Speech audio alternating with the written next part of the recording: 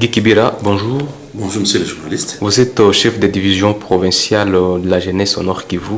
D'ici 12 août 2023, bon, je veux dire 12 août, l'humanité va célébrer la journée internationale dédiée à toute la jeunesse. De quoi il s'agira d'abord ici au Nord Kivu? C'est bien, le 12 août est une date très significative pour la jeunesse du monde, parce que c'est pratiquement depuis 1999 que le Conseil de sécurité des Nations Unies a sorti une résolution instituant la date du 12 août de chaque année comme la journée dédiée aux jeunes. Et c'est une journée qui permet d'attirer l'attention de la communauté internationale, mais également des chefs d'État et des gouvernements des pays membres des Nations Unies, pour qu'ils mettent en avant la jeunesse et leur potentialité. Je suis en train de parler des atouts que regorgent les jeunes. Et moi, je suis de ceux qui pensent que prévenir l'avenir exige investir dans la jeunesse. C'est-à-dire que l'humanité, le bien-être de l'humanité dépend de ce que nous faisons de la jeunesse aujourd'hui. C'est pour ainsi dire que le 12 août, c'est le samedi prochain, pour ce qui nous concerne au Nord Kivu, la division de la jeunesse, initiation à la nouvelle citoyenneté et cohésion nationale que nous dirigeons, qui est la représentation même du ministère. Et j'en profite pour saluer notre ministre, son Excellence Dr Yves Bonkoulouzola, que nous saluons et que nous soutenons, pour dire que nous avons plusieurs activités que nous organisons en province du Nord Kivu, que ce soit à Goma, à Beni, à Butembo et dans les territoires. Pour Goma, vous savez que cette date coïncide avec une campagne de vaccination contre la poliomyélite. Nous sommes impliqués depuis pratiquement le 4 août avec beaucoup de jeunes que vous avez vus, YouReport.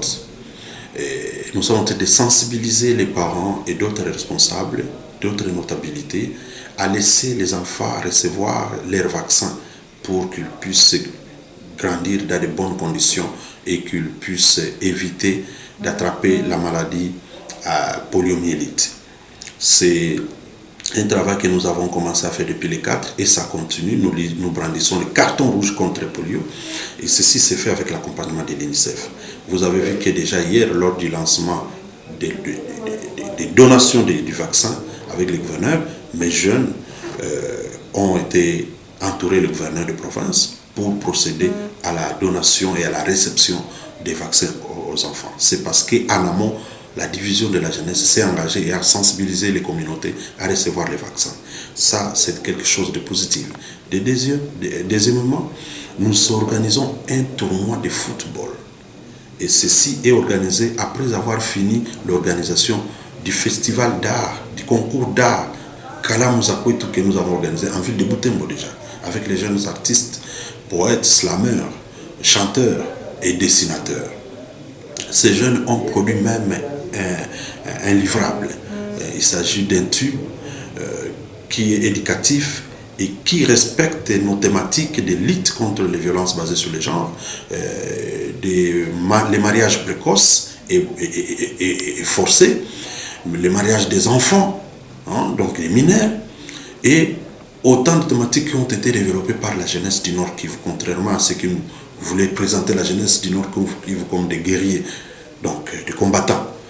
Nous pensons qu'il est grand temps que les institutions et leurs animateurs au pays, que leurs partenaires puissent comprendre que la jeunesse du Nord Kivu n'est pas partie au problème. La jeunesse, si une partie est partie au problème, eh bien, une bonne partie alors voudrait et est résolument engagée à être partie aux solutions qui gangrènent notre communauté et la région des Grands Lacs. L'autre aspect, c'est que, à part le tournoi de football que nous organisons, et qui a la particularité de faire participer les équipes de filles et les équipes de garçons, nous allons couronner toutes les équipes depuis la première, deuxième et troisième équipe dans l'ordre des classements, mais aussi ça nous a permis de découvrir des talents, des potentialités sportives qu'il y a au sein de la jeunesse. Et parmi les potentialités, vous avez vu qu'il y a aussi les jeunes qui ont produit un tube comme outil de sensibilisation en termes de sport pour appeler à faire vacciner les enfants. Et enfin, ici même au bureau de la division, nous organisons une journée porte ouverte. Une journée porte ouverte qui va devoir placer les jeunes à l'avant-plan. Les jeunes de la grandeur de notre vision, qui voudrait placer les jeunes dans de bonnes conditions. Pourquoi? Parce qu'il faut référer les questions des jeunes. Et quand vous devez référer les jeunes, ce n'est pas dans un stade, ce n'est pas dans le vestiaire de je ne sais moi quoi, que vous allez placer la division de la jeunesse.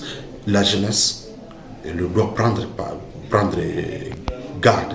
La jeunesse est transversale et multisectorielle. Elle intervient partout pour des raisons évidentes. Il faut investir dans les jeunes, dans l'homme et les jeunes. Pourquoi? Parce que c'est seulement sous cette condition que nous pouvons arriver à stabiliser notre région et croître le développement de nos entités respectives. Ceci est donc une marque de considération à la jeunesse qui m'a poussé à chercher ces beaux cadres pour référer les questions des jeunes et pour mettre les jeunes en confiance. Comme ça, quand ils sont dans l'obligation d'aller à leur bureau, ils trouvent un cadre digne de la jeunesse congolaise. Alors, Guy Kibira, pour finir cette interview, c'est quoi l'appel à toute la jeunesse de la province du Nord Kivu par rapport à la journée du 12 août? L'appel à la jeunesse du Nord Kivu par rapport à la journée du 12 août, cette journée internationale de la jeunesse 2023, c'est un appel au patriotisme, au nationalisme, sans tomber dans le chauvinisme. C'est un appel à l'amour, à la patrie, à l'attachement à la patrie, ce qui passe par l'attachement, le soutien des institutions, le respect des institutions et leurs animateurs, mais également à la collaboration avec les animateurs des institutions en tant qu'autorité régalienne pour qu'ils puissent nous donner la sécurité nécessaire. Une première condition pour que tout le monde puisse se mouvoir. La deuxième des choses, c'est de les appeler à ne pas rester attentistes, de se rappeler que ce pays, que cette province, cette région ne sera construite que par la jeunesse. Il faille qu'ils se mettent au travail, qu'ils puissent entreprendre, qu'ils prennent des initiatives. Aujourd'hui, pas d'un PME. C'est une opportunité de nos gens. Il faut saisir. Il faut saisir puisqu'il y a une nouvelle orientation qui va devoir s'élargir sur beaucoup plus de jeunes. Si par le passé, c'était 50-60 entreprises qui en ont bénéficié, aujourd'hui, ça va aller au-delà. Et il y a même des initiatives du gouvernement qui vont jusqu'à donner des subventions à travers l'autorité des régulations que dirige le DG Miguel et même le ministre de l'entrepreneuriat, je parle ici du ministre Birianze. Donc, les jeunes ont des opportunités. Il suffit qu'ils mettent en place leurs entreprises, qu'ils aient leur RCSM avec le guichet unique, c'est possible, pour qu'ils puissent commencer à bénéficier des subventions non remboursables. Guy Kibira, merci. C'est moi qui vous remercie.